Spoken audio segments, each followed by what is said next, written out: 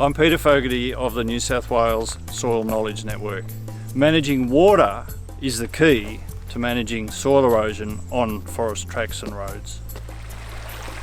Drainage crossings are important sites. It's where the track system comes directly in contact with the drainage network. So there is the most potential for sediment to drain directly into our creeks and streams. You'll see here that the road runs down directly into the drainage line. Best practice requires that the road is drained between 5 and 30 metres back from the crossing. And this road has a couple of minor drains that take the runoff off to each side of the road and allow it to spread out into the grass on the hillside. So Ashley, what are the good things about this crossing? It seems to be in good shape. As you can see, Pete, it's got a nice solid bed in it for a vehicle crossing. Also, bed is to the creek level, which allows for fish passage.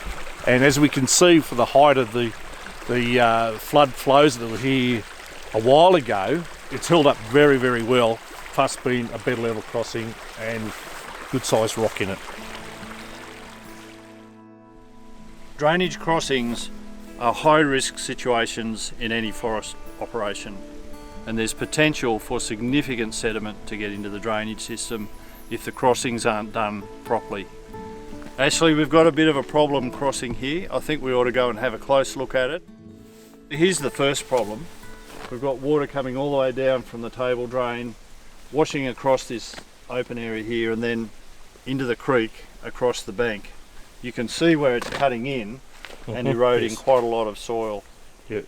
What do you think would be a good solution to this? To repair this area here, what we do, we probably start the rock armour here, all this area here, which is eroded out down into the creek and around by your concrete collar there. That would prevent any further sediment movement entering your creek. Ashley, this crossing has many of the problems that are typical of culverts on major drainage features. We've got the issue of water coming directly off the road surface and into the channel. Yes. Yep. We've got unsupported fill down here, which is at risk of being undermined and falling into the channel. And we've also got a pipe which is well above bed level. Ashley, maybe with a bit of planning right at the start, a better option would have been a bed level crossing.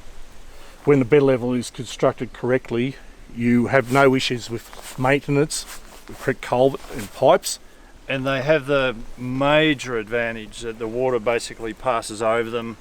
That's There's right. no issues for fish movement. That's correct, yeah. And there's good protection for the bed and the banks of the channel. That's right, yeah.